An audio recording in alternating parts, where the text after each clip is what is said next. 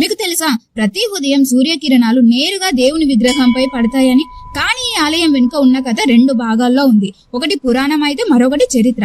పురాణం ప్రకారం కృష్ణుడు జాంబవతిల కుమారుడు సాంబడు సారి ద్వారకాలోని ఋషులను అవమానించాడు.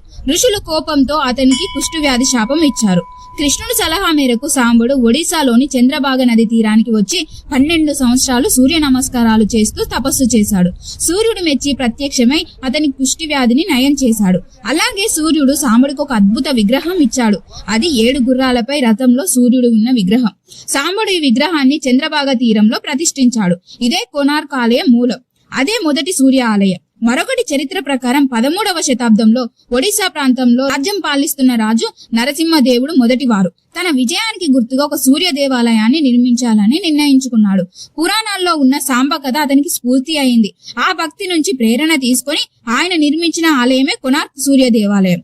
ఇది ఒక రథ ఆకారంలో ఉంటుంది. 12 చక్రాలు, 7 గుర్రాలు.